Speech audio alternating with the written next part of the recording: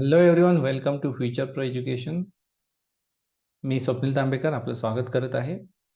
आज आपण sectional taste 3 मध्ये IBPS क्लर्क प्रिलिम 2023 चा मेमरी बेस्ड पेपर बघणार आहोत. सर्वात अगोदर आपण RC कडे जाऊया, त्याच्यानंतर बाकीचे क्वेश्चन बघूया.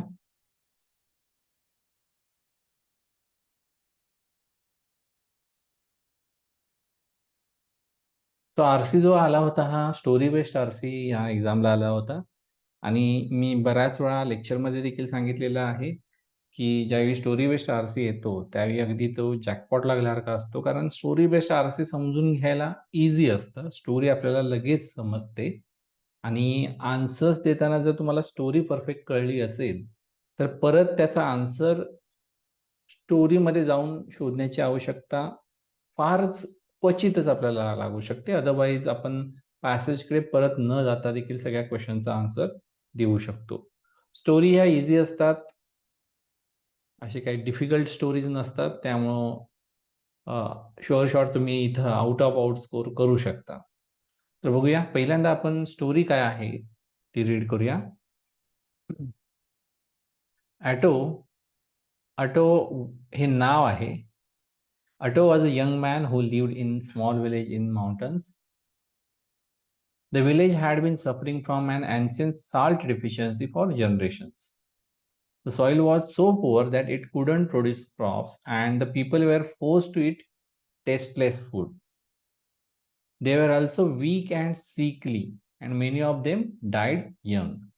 आता हा फर्स्ट पॅराग्राफ इझी आहे, काही डिफिकल्ट वर्ड्स यूज केलं नाही. फर्स्ट पॅराग्राफ मधून आपल्या हे लक्षात येतं की ऑटो नावाचा एक यंग मॅन एका विलेजमध्ये राहत आहे. त्याचं विलेज माउंटनमध्ये आहे आणि त्या विलेजमध्ये साल्ट डेफिशियन्सीचा प्रॉब्लेम बऱ्याचशा जनरेशन पासून चालू आहे. तिथले सॉइलमध्ये चांगलं पीक घेता येत नाही, त्यामुळं त्यांना तिथलं फूड व्यवस्थित मिळत नाही, अन्न व्यवस्थित मिळत नाही, त्यामुळे ते वीक आहेत, अत्यंत सीक दिसत आहेत आणि अगदी तरुण वयात तिथली लोक मरत आहेत. सो आपल्याला एक इंट्रोडक्शन झाली ऑटो आणि त्याच्या विलेज बद्दलची. पुढचा पॅराग्राफ बघूया. The man was determined to find a way to help his people.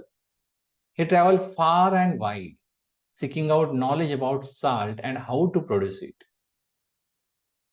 मग द मॅन म्हणजे कोण? ऑटो. ऑटोने काय ठरवलं की त्याच्या लोकांना मदत करायला पाहिजे.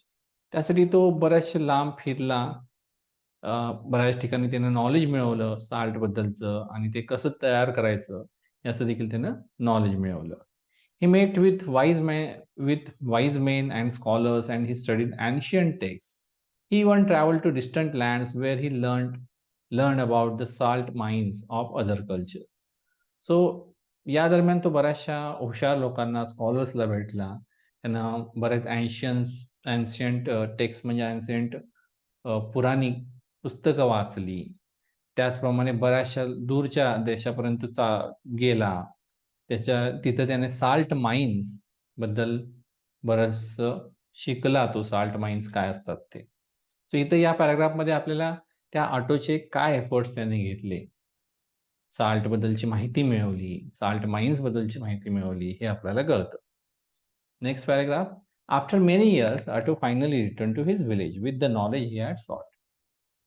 सो बऱ्याच वर्षानंतर जे नॉलेज त्याला मिळालं होतं ते नॉलेज घेऊन तो आपल्या विलेजमध्ये परत आला. He told the people of his village about salt and how it could help them. He also told them about the salt mines he had seen in other land. आणि त्यानं आल्यानंतर ऑब्व्हियसली त्यानं लोकांना त्याच्या विलेजेसला साल्ट बद्दलची माहिती दिली असणार आणि ऑब्व्हियसली त्याच्याबद्दल आपण काय करू शकतो हे सांगितलं असणार. त्याचबद्दल बाकीचे ठिकाणी जे त्याने साल्ट माइन्स बघितल्या होत्या, म्हणजे मिठाच्या ज्या खाणी आहेत त्या बघितल्या होत्या, त्याच्याबद्दल देखील माहिती दिली. The people were sceptical at first. Sceptical हा वर्ड बऱ्याच वेळा तुम्हाला झाला असेल. जर आपण अगदी आय थिंक कुठल्या तरी एका लेक्चरमध्ये देखील हा वर्ड झालेला आहे. The people were sceptical at first. सुरुवातीला काय करणार ते लोक, ते विश्वास ठेवणार नाही, त्याच्याबद्दल ते काय डाऊट घेत असतील. राईट. स्केप्टिकल म्हणजे थोडंफार त्याच्याविषयी शंका असेल, डाऊटफुल असतील. They had never heard of salt before and they didn't believe that it could help them. त्यांनी साल्ट बद्दल अगोदर ऐकलंच नव्हतं, कारण साल्टच तिथं तयार होत नव्हतं ना. आणि त्यामुळे त्यांनी तो जे सांगतोय त्याच्यावर त्यांना विश्वास बसला नाही. But the man was patient and persistent. पण ऑटो कसा होता आपला, हे पेशंट होता, ज्यावेळी पेशन्स होते, आणि तो कसा होता, पर्सिस्टंट होता. सो पर्सिस्टंट म्हणजे जिद्द, चिकाटी त्याच्यामध्ये होती. He taught the people how to grow crops that require salt and he showed them how to build a salt mine. तिथल्या लोकांना त्यांना क्रॉप्स ग्रो कशी करायची, ज्यांना साल्ट लागते ती ग्रो कशी करायची, आणि साल्ट माइन कशी तयार करायची, हे त्यांना प्रत्यक्ष इथल्या लोकांना दाखवलं. सुरुवातीला त्यांनी विश्वास ठेवला नाही, पण त्याने ते करून दाखवलं त्यांना. It took many years, but eventually the people of the village were able to overcome their salt deficiency. बरीच वर्ष लागली, पण हळूहळू फायनली काय झालं, तिथले जे विलेजर्स आहेत, साल्ट डेफिशियन्सी म्हणजे जी साल्ट डेफिशियन्सी होती ती त्यांनी ओव्हरकम केली, म्हणजे त्याच्यातून ते बाहेर आले, त्याच्यावर त्यांनी विजय मिळवला. They were able to grow healthy crops and they were no longer weak and sickly. आता ते हेल्दी क्रॉप ग्रो करायला लागले, त्यामुळे ते वीक राहिले नाही, सिक राहिले नाही. Otto was hailed as a hero and he is still remembered today as the man who saved his village. त्यामुळे ऑटो हा शेवटी एक हिरो त्या विलेजरसाठी बनला. अशी ही सिंपल स्टोरी आहे. सो आय थिंक स्टोरी जर तुम्हाला समजली असेल तर क्वेश्चन रीड करताना परत तुम्हाला मागे या स्टोरीकडे जाण्याची गरज पडणार नाही. पहिला क्वेश्चन बघूया.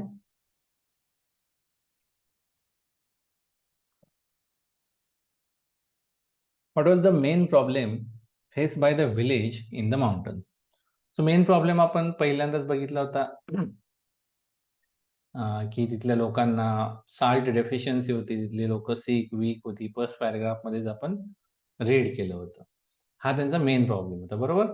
सो बघूया पहिला ऑप्शन काय सांगतो बघा, lack of water for irrigation. So याबद्दल तर कुठंच काय बोललेलं नाही, त्यामुळे हा ऑप्शन आपला एलिमिनेट झाला.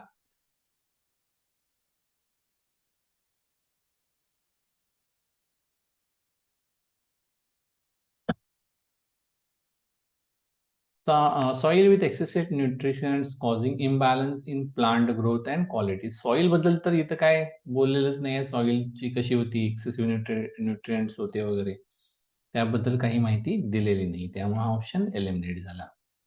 Ancient salt deficiency that had plagued the village for generations, affecting both crops and health.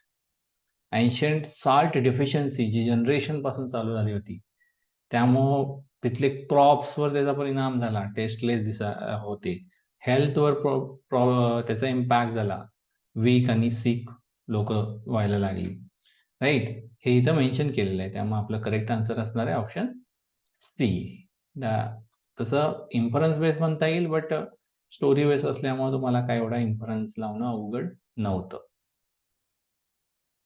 बाकी डी ओव्हर पॉप्युलेशन, ई मध्ये एक्सेसिव्ह रेनफॉल याचा काही या ठिकाणी संबंध येत नाही. So this is the main problem face by the village in the mountain. How did Otto attempt to solve the village's problem? So विलेजचा प्रॉब्लेम सॉल्व्ह करण्यासाठी ऑटोनं काय केलं, तर आपण पुढे रीड केलं पुढच्या पॅराग्राफमध्ये. तो बऱ्याचशा देशामध्ये फिरला, साल्ट बद्दलची माहिती घेतली, साल्ट माइन्स बद्दलची माहिती घेतली, आणि ती माहिती घेऊन तो आपल्या परत विलेजमध्ये आला. बाय बिल्ड, आता पहिला ऑप्शन बघूया, बाय बिल्डिंग अ डॅम. डॅमचा काही संबंध नाही आहे, त्यामुळे ऑब्व्हियसली हा ऑप्शन एलिमिनेट झाला.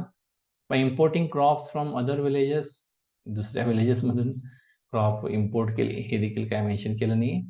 Bye teaching the villagers to mine for gold. Mine for gold हे देखील काही संबंध नसणारा ऑप्शन आहे हा. By seeking knowledge about salt and its production to combat the salt deficiency issue. So त्यांना नॉलेज मिळवलं ना साल्ट बद्दलचं, ते कसं प्रोड्यूस करायचं याचं नॉलेज मिळवलं, आणि विलेजेसचा जो प्रॉब्लेम आहे तो सॉल्व्ह करण्याचं ठरवलं. सो डी हे आन्सर आहे. बाकी ॲडव्हान्स मेडिकल ट्रीटमेंट वगैरे याचा काही या ठिकाणी संबंध नाही. इझी क्वेश्चन होता, direct question, direct answer. Direct म्हणता येणार नाही, इन्फरन्स बेस्ड आहे, but I think story based असल्यामुळं एवढा काय प्रॉब्लेम येणार नाही. Next question, how did villagers initially react to Otto's knowledge about salt? So ऑटोला कधी नॉलेज मिळालं? ज्यावेळी तो बाहेर गेला त्यावेळी. ज्यावेळी तो रिटर्न आला त्यावेळी तिथं काय झालं? या पॅराग्राफमध्ये लक्ष देतं बघा. He also told them about the salt mines he had seen in other lands. The people were skeptical at first. They had never heard of salt before. त्यांनी salt बद्दल ऐकलंच नव्हतं. मग ते विश्वास कसा ठेवतील? त्यामुळे ते डाऊटफुल होते. बरोबर? सुरुवातीला ही त्यांची फर्स्ट रिॲक्शन होती. सो ही होती का reaction option A? They were excited तर नव्हते, त्यामुळे हा ऑप्शन आपला एलिमिनेट झाला. They were skeptical at first and didn't believe salt could be solution to their long-standing problems. So direct question, direct answer, जास्त काही विचार करण्याची गरज नाहीये. बाकी see they welcome him as a hero हे सगळ्यात शेवटी घडलं. ते इग्नोर तर केलं सुरुवातीला, बट रेझिस्टंट टू चेंज हे झालं नाहीये. त्यांनी चेंज केला ना शेवटी. They thought he was magician and fear, हे याचा काही संबंध नाही मॅजिशियनचा वगैरे. So option B is the right answer.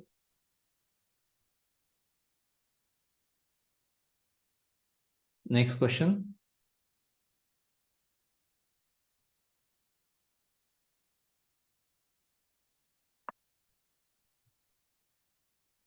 What did Otto teach the villagers to do in order to improve their situation? So, जे विलेजर्सची सिच्युएशन आहे ती इम्प्रूव्ह करण्यासाठी ऑटोने त्यांना काय शिकवलं? तो परत आल्यानंतर शिकवलं ना. He taught the people how to grow crops that required salt and he showed them how to build the salt mine. Direct question आहे, इथं तुम्हाला डायरेक्टली आन्सर मिळून जातं.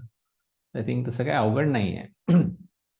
How to build better houses, काही संबंध नाही याचा, त्यामुळे हा ऑप्शन एलिमिनेट झाला. How to mine for precious stones बद्दलचं काहीच इन्फॉर्मेशन नाही आहे, त्यामुळे हा ऑप्शन कॅन्सल झाला.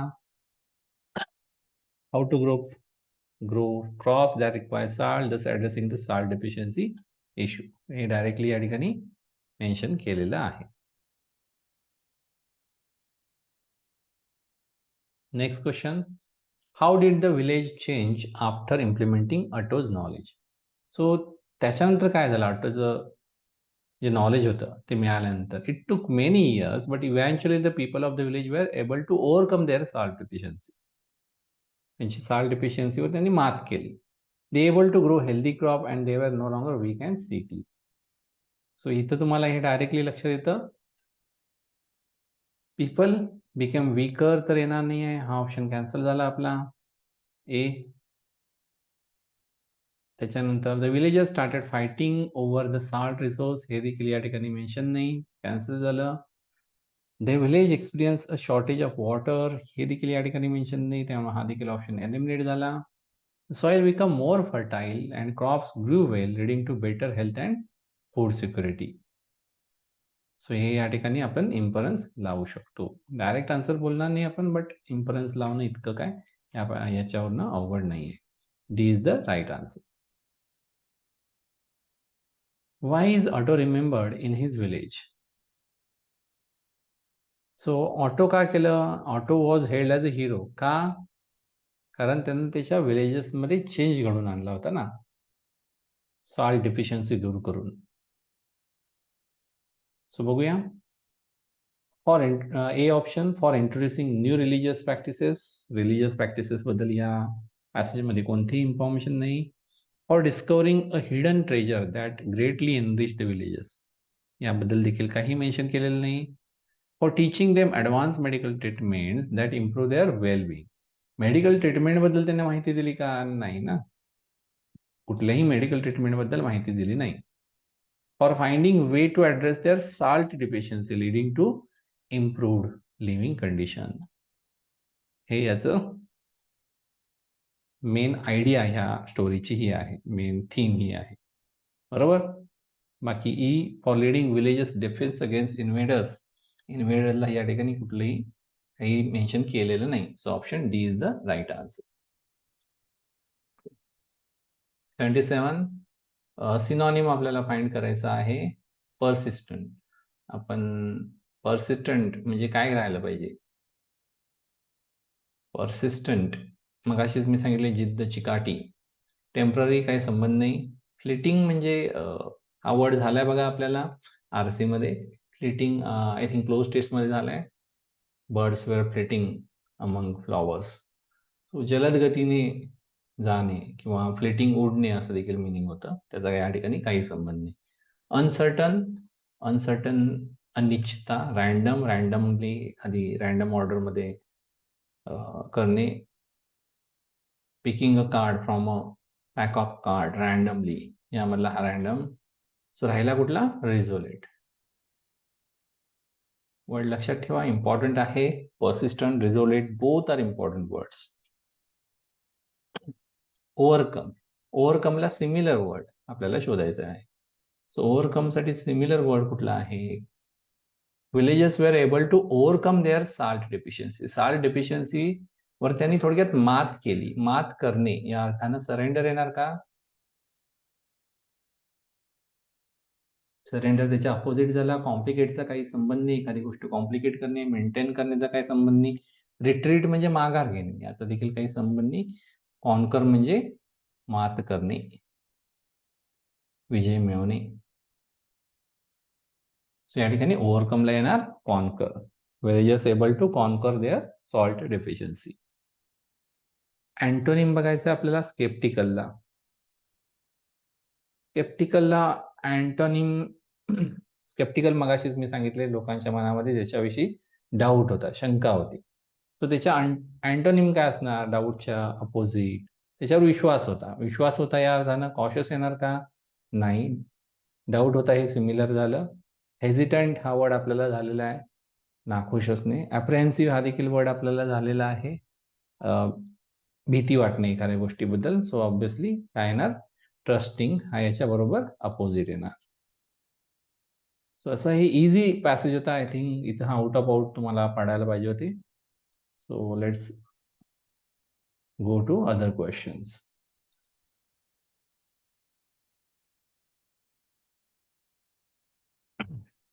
एटी टू 84 5 क्वेश्चन्स आहेत. Rearrange the following sentences in the proper sequence to form a meaningful paragraph. Parajumble. So parajumble मध्ये बेसिक तर आपल्याला माहित आहे. पहिल्यांदा आपण क्ल्यू बघतो, कारण विदाउट क्ल्यू आपण पॅराजंबल सॉल्व्ह करू शकत नाही. So first sentence, embracing these goals. So these हे प्रोनाउन आलं. जस्ट स्कॅन करतो सुरुवातीला, नंतर आपण पूर्ण सेंटेन्स रीड करूया. बी मध्ये आलं दीज गोल्स. सी मध्ये 17 सस्टेनेबल डेव्हलपमेंट गोल्स मेन्शन केलेले आहेत, SDG. त्याच्यानंतर आहे द SDGs. एक तर शॉर्ट फॉर्म यूज केलेला आहे, द यूज केले म्हणजे हे अगोदर मेन्शन केलेले असले पाहिजे. इथं बघा ई मध्ये SDG यूज केलेला आहे, शॉर्ट फॉर्म यूज केलेला आहे, म्हणजे ऑब्व्हियसली तुमचं ओपनिंग सेंटेन्स हे सी असणार आहे. हे तुमचं फर्स्ट सेंटेन्स. ओके.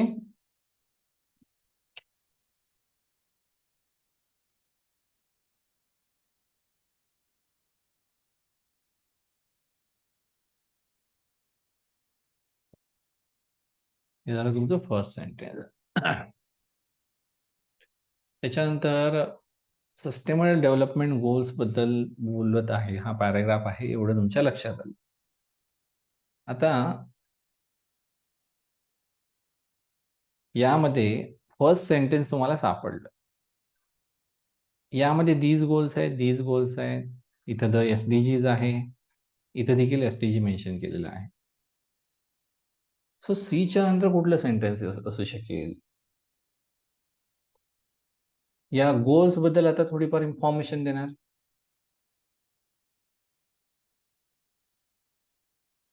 जर आपण अजून एक यामध्ये आपल्याला क्ल्यू मिळू शकतो बघा. लास्ट सेंटेन्स कुठलं असणार? Concluding sentence. हे देखील आपल्याला एक रीड केल्यानंतर लक्षात येऊ शकतं. असा क्ल्यू, असा डायरेक्ट क्ल्यू नाही आहे, पण रीड केल्यानंतर लक्षात येईल. हे सेंटेन्स रीड करूया. Embracing this goal is essential to build a more equitable, resilient and harmonious world for current and future generation. हे गोल्स जे आहेत ते आपण अडॉप्ट केले पाहिजेत बेटर फ्युचरसाठी, करंट आणि फ्युचर जनरेशनसाठी. हे या ठिकाणी आपल्याला कन्क्लुडिंग सेंटेन्स वाटतं. त्यामुळे हे आपलं 5वं सेंटेन्स असण्याची शक्यता जास्त आहे. ओके. आता सीच्या नंतर या गोल्स बद्दलच एकतर ए लास्ट झालं, सीच्या नंतर गोल्स बद्दलच माहिती असणार आहे. गोल्स बद्दल कुठे म्हटलेलं आहे? इथं दीज गोल्स आहेत. ओके. आणि इथं द SDGs. ठीक आहे. आणि इथं SDGs आहे. ठीक आहे. आपण रीड करूया हे sentences. These goals established by the United Nation. ही कोणी एस्टॅब्लिश केली? युनायटेड नेशनने. सो इथं पहिल्या सेंटेन्समध्ये आपल्याला इन्फॉर्मेशन मिळालेली आहे का कोणी एस्टॅब्लिश केली? सो थोडीफार एक्स्ट्रा इन्फॉर्मेशन मिळालेली आहे. कोणी एस्टॅब्लिश केलेली आहे? युनायटेड नेशनने. Encompass a range of interconnected target from ending hunger and promoting health and education. Ending hunger and promoting health and education to fostering gender equality. ही त्याचे काय आहेत? उद्देश काय आहे? हा या सेंटेन्समध्ये सांगितलेला आहे. ओके. सो आतापर्यंत तुमच्या लक्षात आलं असेल हे या SDG कोणी एस्टॅब्लिश केलीत याच्याबद्दलची एक्स्ट्रा इन्फॉर्मेशन बी मध्ये मिळालेली आहे. त्यामुळं पहिल्या सेंटेन्समध्ये SDGचं इंट्रोडक्शन झालं. दुसरं सेंटेन्स हे आपलं बी असणार आहे. थोडीशी एक्स्ट्रा इन्फॉर्मेशन मिळाली. आता उरतात आपल्याजवळ डी आणि E. So opening sentence SDG बद्दलचं सी आहे. The 17 Sustainable Development Goals serve as a comprehensive blueprint for global prosperity, focusing on eradicating poverty. Eradicating poverty म्हणजे पॉवर्टीचा नायनाट करणे. Protecting the planet and ensuring a better future for all.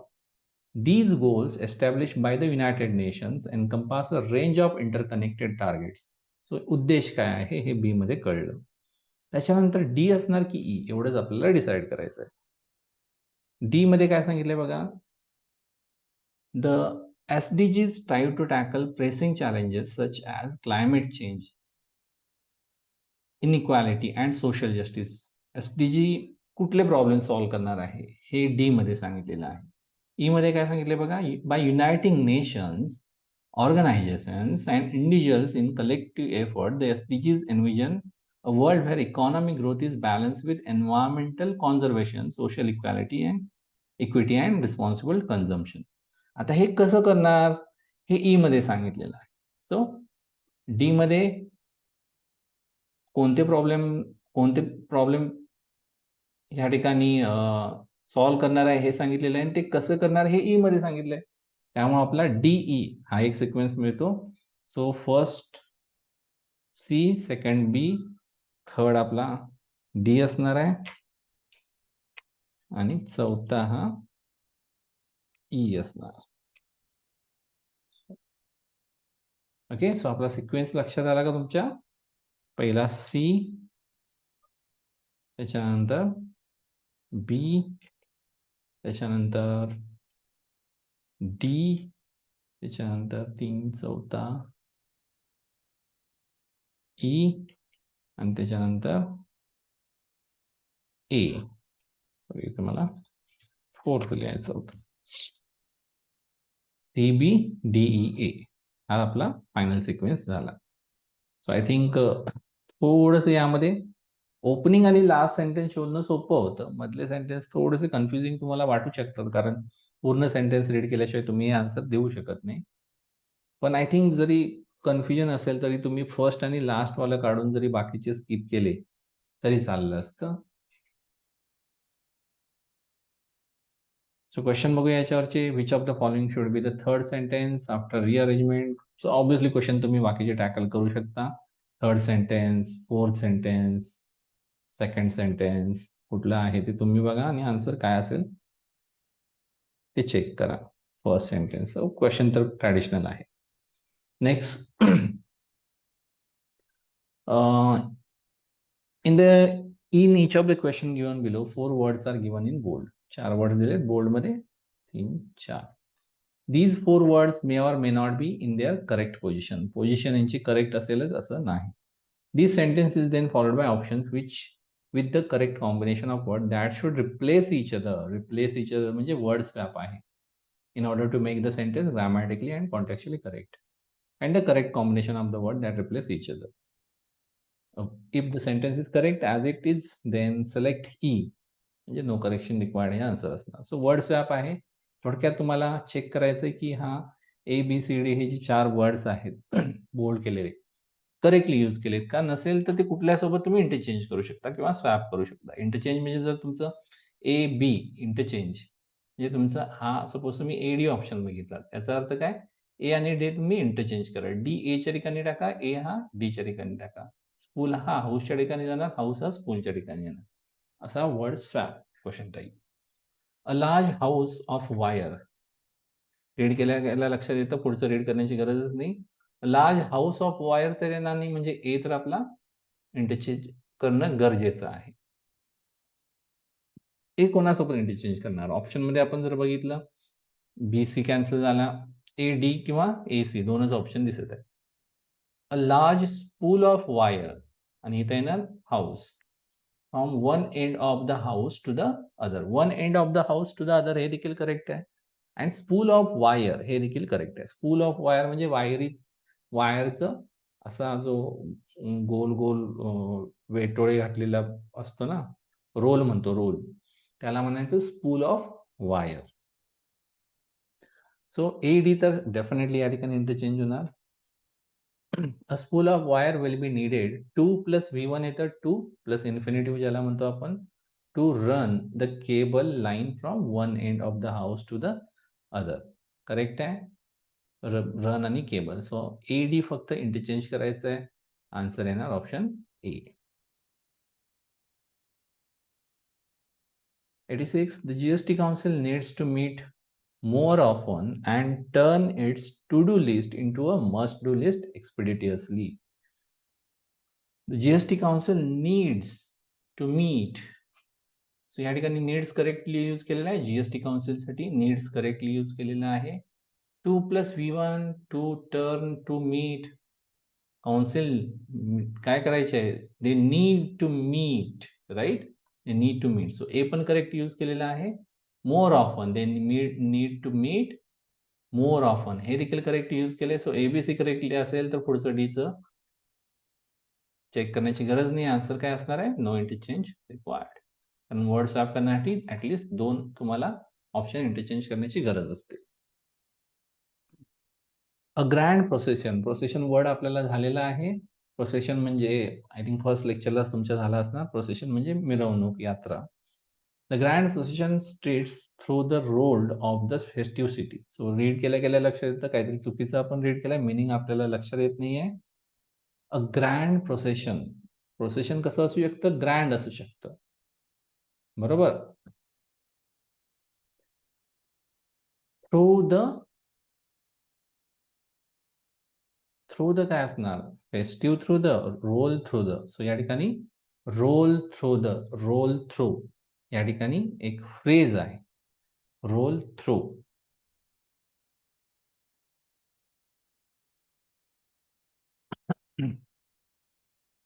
So roll through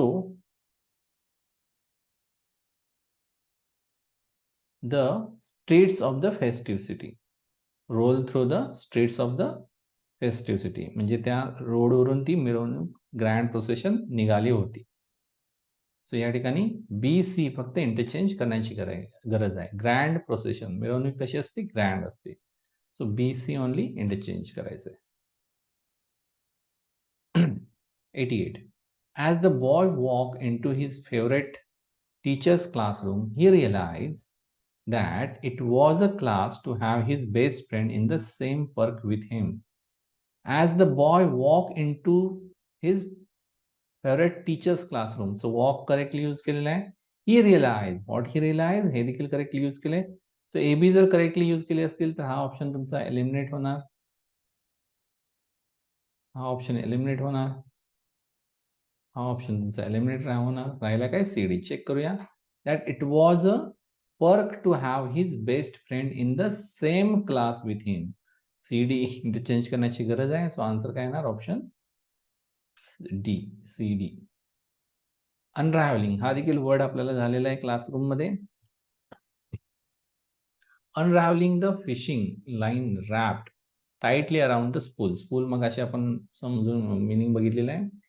the fisherman prepared to cast his pole. Unravelling the fishing line wrap tightly around the spool. Spool म्हणजे wire आपण गुंड्या होतो ना तो. Wrap tightly around the spool. Line wrapped केलेली असेल ना, भोवती अशी रॅप केलेली असेल. सो रॅप तर करेक्टली यूज केलेला आहे. फिशिंग लाईन रॅप केली असेल ना. अनरॅव्हल करणे म्हणजे काय करणे? गुंता सोडवणे. Unravelling the fishing line. So unravelling देखील करेक्टली यूज होतं. Unravelling the fishing line wrapped tightly around spool. The fisherman prepared to cast his pole. त्यामुळे या ठिकाणी आन्सर काय येणार आहे? No interchange required.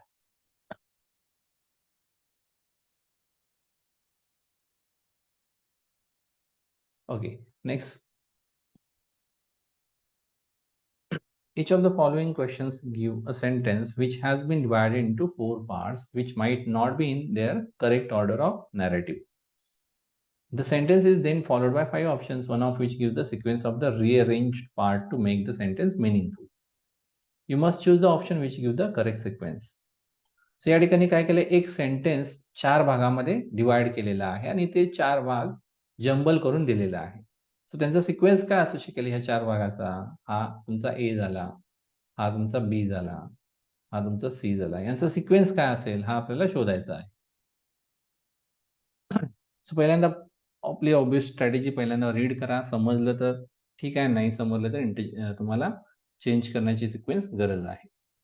The leaves plants release move from the roots to once water is excess liquid. Okay, so आपल्याला read केलेलं काही समजून येत नाही.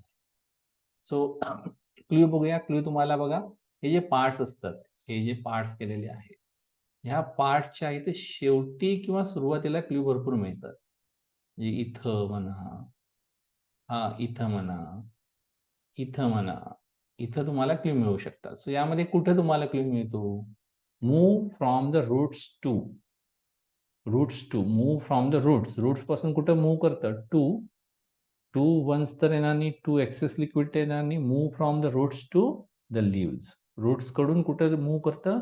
लिव्स म्हणजे पानांकडे लिव्स करतं. So BA, release the excess liquid, है ना, release the excess liquid. So BA तर आपल्या लक्षात आलं. वन्स वॉटर इज, वॉटर इजच्या नंतर काय येणार? वन्स वॉटर इजच्या नंतर V3 येणार. आपला basic rule am is are was वेअरच्या नंतर एकतर वर्ब प्लस ING असतं, ज्याला आपण प्रेझेंट पार्टिसिपल म्हणतो, किंवा V3 असतं, ज्याला आपण पास्ट पार्टिसिपल म्हणतो.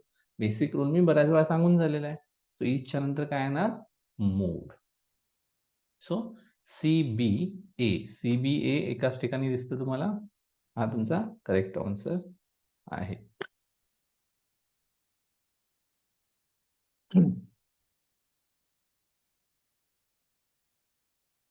नेक्स्ट, फिलर्स आहेत, सिंगल फिलर्स आहेत. हे तुमच्या ऑब्व्हियसली व्होकॅबवर डिपेंड आहेत. एकतर तुम्हाला आन्सर माहित आहे, अदरवाईज माहित नाही. आन्सर माहित नसेल तर सरळ तुम्हाला ते स्किप करायला पाहिजे. यामध्ये आपण काही करू शकत नाही. I was going out when the telephone. I was going out when the telephone. मी बाहेर जातो तेव्हा टेलिफोन वाजला, असं म्हणणार ना आपण. मी बाहेर जात होतो तेवढ्यात टेलिफोन वाजला. सो एक पास्ट मधली कंटिन्युअस ऍक्शन दाखवत आहे, आय वॉज गोइंग आउट, आणि त्याच वेळी दुसरी ऍक्शन घडली. सो एक पास्ट मध्ये मी बाहेर जात असताना फोन वाजला असं म्हणतो ना आपण. सो या ठिकाणी सिंपल पास्ट टेन्स मला यूज करावं लागेल. टेलिफोन रँग. सिंपल पास्ट टेन्स काय येणार? टेलिफोन रँग. ग्रामॅटिकल होते. टेन्स जर तुम्ही 600 सेंटेन्स लिहिला असाल तर इथं काय प्रॉब्लेम आला नाही पाहिजे. She use to after him wherever he went. So बऱ्याच वेळा मी हा रूल सांगितले बघा. टूच्या पुढे काय येतं? V1 येतं, ज्याला आपण इन्फिनिटिव्ह म्हणतो. टूच्या पुढे V1 येतं. सो V1 कुठला वर्ड आहे? शी यूज टू. फॉलोइंग हे आपलं प्रेझेंट पार्टिसिपल झालं, verb plus ING form. Follow through हा येऊ शकतो, फॉलो अप येऊ शकतो, फॉलो येऊ शकतं, फॉलोड तर येणार नाही. सो आपले ऑप्शन पटकन कॅन्सल कुठले झाले? हा कॅन्सल झाला, हा कॅन्सल झाला. ओके. सो फॉलो थ्रू आणि फॉलो अप हे फ्रेजेस आहेत. फॉलो थ्रू घेणे, फॉलो फॉलो थ्रू म्हणजे रिव्ह्यू करणे, फॉलो थ्रू करणे म्हणजे रिव्ह्यू करणे, आणि फॉलोअप घेणे म्हणजे डॉक्टरकडे गेल्यानंतर म्हणतात ना तुम्हाला परत फॉलोअपसाठी या म्हणून, तो फॉलोअप झाला. सो त्यांची मिनिंग वेगळे आहेत. So she use to follow after him wherever he went. तो जिकडे ती जात होता तिकडे ती त्याला फॉलो करत होती. सो या ठिकाणी फॉलो करायची तिला सवय होती, म्हणजेच डी हे आन्सर येणार. फॉलो अप, फॉलो थ्रू ह्या फ्रेजेस आहेत, याचं मिनिंग वेगळं आहे. The artist unique style and creative vision, a sense of wonder and awe among viewers. The artist unique style and creative vision, sense of wonder and awe among viewers. So आर्टिस्टची unique style आहे आणि creative vision जे आहे ते त्याच्या व्ह्युअर्समध्ये sense of wonder आणि awe काय करत असेल? क्रिएट करत असेल. क्रिएट करणे याच्या जवळ जाणारा कुठला ऑप्शन आहे का? वीकन तर येणार नाही, काही संबंध नाही याचा. डिफाईड, डिफाईड म्हणजे काय म्हणतो आपण त्याला? डिफाईड म्हणजे एखादी गोष्ट आपण डिफाईड करतो म्हणजे एक्झॅक्ट मराठी वर्ड रेजिस्ट करतो, काय चॅलेंज करतो, आपले लिमिटेशन्स चॅलेंज करतो, किंवा एखाद्याची एक्सपेक्टेशन आपण डिफाईड करतो. त्याचा या ठिकाणी काही संबंध नाही. निगेटिव्ह वर्ड आहे. रिस्ट्रिक्टेड अगेन निगेटिव्ह वर्ड आहे. रिस्ट्रिक्ट करणे माहिती आहे तुम्हाला. सप्रेस करणे म्हणजे दाबून ठेवणे हे देखील तुम्हाला निगेटिव्ह वर्ड आहे. सो हे सगळे ऑप्शन तुमचे एलिमिनेट होणार. सो राहिला कुठला? Evoke means to bring about, बाहेर आणतं. बाहेर आणतं. काय बाहेर आणतं? A sense of wonder and awe among viewers. Evoke create करतं या अर्थानं देखील आपण घेऊ शकतो. The musician's soulful performance and heartfelt lyrics, a deep emotional connection with the audience. म्युझिशियनचं सोलफुल परफॉर्मन्स म्हणजे एकदम बेस्ट असा performance, soulful performance, heartfelt lyrics यांनी एक डीप इमोशनल कनेक्शन ऑडियन्स सोबत तयार केलं या अर्थानं आपण बघणार ना. सो ऑडियन्स सोबत हे डीप कनेक्शन तयार झालं या अर्थानं कुठला वर्ड आहे? सेवर्ड. सेव्हरचं मिनिंग वेगळं आहे आणि हे सेव्हर हे वर्ब आहे. ओके. वर्ब सेवर्ड असेल means to cut off, severed leg म्हणतो ना आपण, सेपरेट करणे, त्याचा काही संबंध नाही. त्याच्यानंतर हे ऑब्व्हियसली तुम्हाला माहीत असलं पाहिजे, अदरवाईज काही करू शकत नाही. डिसएन्चॅन्टेड मीन्स एखाद्या गोष्टीविषयी आपल्याविषयी मनामध्ये काय म्हणतो आपण त्याला, म्हणजे गोष्टीविषयी मधला इंटरेस्ट निघून जाणे, त्याचा काही संबंध नाही. डिस्टर्ब म्हणजे डिस्टर्बटेड मीन्स इंटरप्ट करणे, इंटरफेअर करणे, याचा या ठिकाणी काही संबंध नाही. रॅमिफाय म्हणजे एखादी गोष्ट स्प्लिट करणे. रॅमिफायचे अजून 2-3 मिनिंग आहेत. त्याचा काही संबंध नाही आपल्याला. फॉर्ज म्हणजे एखादी गोष्ट डेव्हलप करणे, क्रिएट करणे, जे टिकाऊ आहे असं. फॉर्ज रिलेशनशिप असं म्हणतो ना, या ठिकाणी काय येणार? ते डीप इमोशनल कनेक्शन ऑडियन्स सोबत क्रिएट केलं, स्ट्रॉंग कनेक्शन क्रिएट केलं. फक्त फॉर्जचं मिनिंग होतं creating a strong relationship. The sudden economic downturn, a wave of uncertainty among investors and business owners. The sudden economic downturn हे जो झालेला आहे त्याच्यामुळे हा इम्पॅक्ट झाला. अ वेव ऑफ अनसर्टन्टी तयार झाली, लोकांच्या मनामध्ये तयार झाली या अर्थाने. काय झालं तयार होणे या अर्थानं? फॉस्टर्ड म्हणजे हा वर्ड आपल्याला झालेला आहे लेक्चरमध्ये. एखादी प्रेरणा देणे या अर्थानं फॉस्टर्डचं मिनिंग होतं. आपण वेव ऑफ अनसर्टन्टी, निगेटिव्ह गोष्ट आहे ना, निगेटिव्ह गोष्टीला आपण फॉस्टर करत नाही, प्रेरणा देत नाही. डिप्लेटेड हा देखील वर्ड आपल्याला क्लासरूममध्ये झालेला आहे. कमी होणे याचा देखील या ठिकाणी काही संबंध नाही. अनसर्टन्टीची कमी नाही झाली तर वाढलेली आहे. फोर्टिफाईड आता हा थोडासा जवळ जाणारा ऑप्शन आहे. फोर्टिफाईड देखील आपल्याला झालेला आहे वर्ड. फोर्टिफाईड मीन्स एखादी गोष्ट स्ट्रेंथन करणे, रिएन्फोर्स करणे, स्ट्रॉंग बनवणे.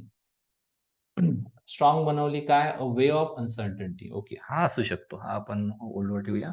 अलिव्हिएट करणे हा देखील वर्ड आय थिंक आपला ऑप्शन हा लेक्चरला झालेला आहे. म्हणजे कमी करणे एखादी गोष्ट, वेदना वगैरे त्या अलिव्हिएट करणे. सो दोनों इग्नाइटेड मीन्स इग्नाइटेड म्हणजे एखादी ट्रिगर करणे गोष्ट, spark or trigger something. So the sudden economic downturn ignited a wave of uncertainty. हे देखील येऊ शकतं.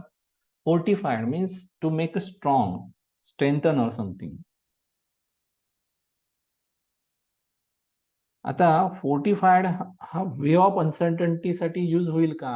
हे मात्र तुम्हाला आता कॉन्टेक्स्चुअलमध्ये तुम्हाला माहीत असलं पाहिजे. थोडाफार विचार, तुमचं रीडिंग याबद्दल असलं पाहिजे. फोर्टिफाईड पॉझिटिव्हली हा वर्ड यूज केला जाईल. फोर्टिफाईड द बिलीफ असं आपण म्हणू शकतो. फोर्टिफाईड माय बिलीफ, फोर्टिफाईड माय कॉन्फिडन्स असं आपण म्हणू शकतो. निगेटिव्हला हा आपण यूज नाही करू शकत. Ignited a way of uncertainty, trigger केली कशाची? वे ऑफ अनसर्टन्टी असं मात्र आपण म्हणू शकतो. म्हणजे या ठिकाणी काय येणार ऑप्शन ए. थोडासा हा ट्रिकी क्वेश्चन होता. 96 to 100 error detection, regular error detection आहे. बघूया. In the pond the small guppy मासा माहिती आहे ना, guppy flapped his tail fin back and forth to swim next to the bigger fish. Okay, so पहिल्यांदा आपण read केल्या कशामध्ये एरर आहे बघणार. सो बेसिकली लक्षात ठेवा, आपल्याला एरर कशामध्ये बघायचा आहे. पहिला म्हणजे तुमचा टेन्स मधला, वर्ब मधला एरर बघायचा आहे. सब्जेक्ट वर्ब ॲग्रीमेंट असेल, टेन्स मधला एरर असेल, हॅम, इज, आर, वॉज, वेअरच्या नंतर V3 येणारा रूल असेल, किंवा व्ही प्लस ING येणारा रूल असेल, किंवा हॅज, हॅडच्या नंतर हॅज, हॅव, हॅडच्या नंतर V3 असेल, किंवा टूच्या नंतर V1 असेल. सो पहिल्यांदा वर्ब मधला एरर चेक करा. तो जर एरर नसेल तर मग तुम्ही चेक करा ॲडजेक्टिव्ह ॲडव्हर्ब मधला एरर. आणि तो जर एरर नसेल तर तुम्ही नाउन प्रोनाउन ॲग्रीमेंट बघा.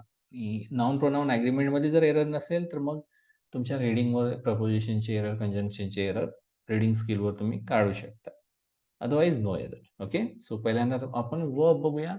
In the pond the small guppy flapped his tail fin. Flap केली म्हणजे फ्लॅप करणे, म्हणजे माशाने ते त्याचे जे काय म्हणतो आपण त्याला, फिन्स आहेत ते मागे पुढे फ्लॅप केले. To swim next to plus V1 इथे यूज केलेलं, next to the bigger fish. Okay, so या ठिकाणी वर्ब मध्ये तर काय एरर नाहीये.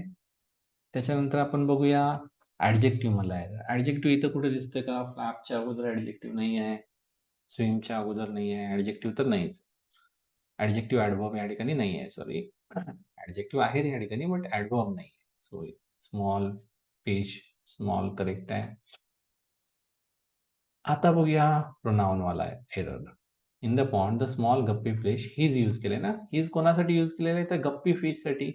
आणि बेसिक रूल तुम्हाला माहित असला पाहिजे की आपण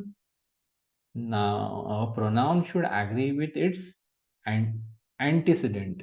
अँटीसिडेंट म्हणजे ज्या नाउनविषयी यूज केलेला आहे त्याच्याविषयी ते ॲग्री झालं पाहिजे. म्हणजे हे जर तुमचं सिंग्युलर असेल तर हे देखील सिंग्युलर आलं पाहिजे त्याचं प्रोनाउन. हे जर तुमचं मॅस्क्युलिन असेल तर हे देखील मॅस्क्युलिन आलं पाहिजे. हे जर न्यूट्रल जेंडरचं असेल तर हे देखील न्यूट्रल जेंडर आलं पाहिजे. सो इथं हे मॅस्क्युलिन आहे का? गप्पी एनिमल बद्दल बोलतो ना, फिश बद्दल. सो एनिमल बद्दल असेल तर आपण प्रोनाउन कुठलं यूज करतो? इट यूज करतो. सो या ठिकाणी इट्स पाहिजे होतं. सो एरर कशामध्ये आहे? तर सी मध्ये एरर आहे. लक्षात आलं? तसं इझी होता एरर हा. Since the police has not given a statement yet, the reporter can only make a conjecture about the crisis. पहिल्यांदा वर्ब मध्ये आपण एरर बघूया.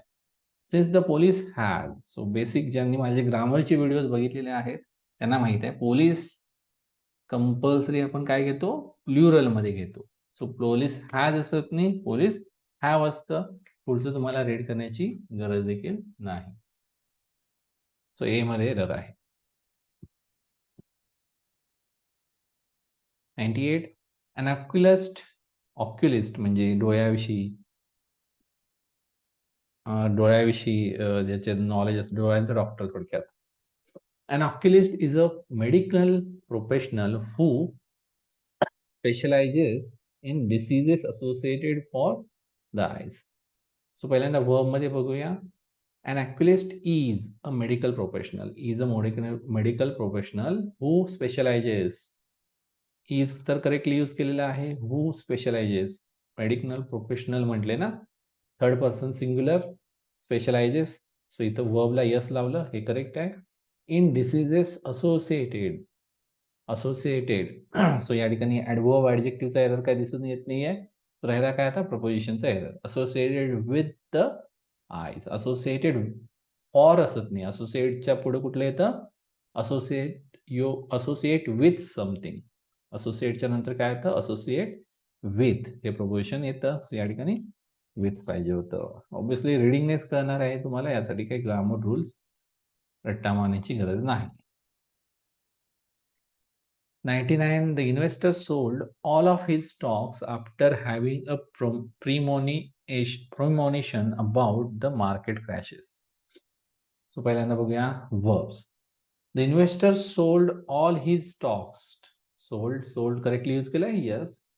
The investor sold all his stocks after having correctly use केलं, after having a premonition about. having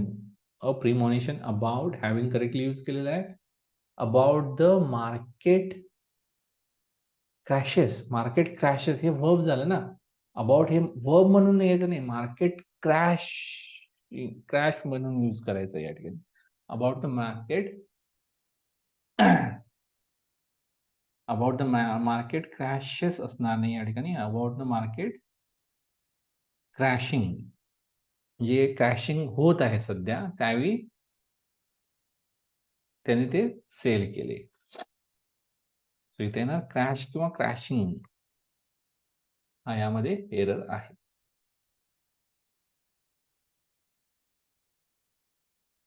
If logical minds do not prevail, a major war will break out between the two largest gangs in the city. If logical minds do not prevail,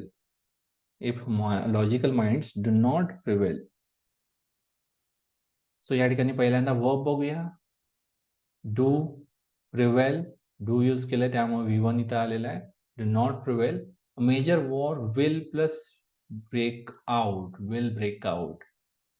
बरोबर आहे. V1 will break out between the two. Between आपण दोघांसाठी use करतो ना, between the two largest gangs in the city. In the city पण correct आहे. So all correct. So answer काय ना, no error. Okay, so I think तसा paper easy होता. जर तुमचं चांगलं प्रिपरेशन असेल तर 25+ तर पडले पाहिजेत. अगदी आउट ऑफ आउट स्कोर करण्यासारखा पेपर होता. 20+ पण it's a good score. Cut of I think हा अराउंड 10-12च्या रेंजमध्ये लागेल. सो चेक करा तुम्हाला मार्क्स किती पडले, आणि महत्त्वाचं म्हणजे यामधले जे डिफिकल्ट वर्ड्स तुम्हाला वाटतात ते तुम्ही तुमच्या व्होकॅबच्या नोटबुकमध्ये मेन्शन करणे आणि त्याचं मीनिंग देखील मेन्शन करणं फार फार गरजेचं आहे. So thank you.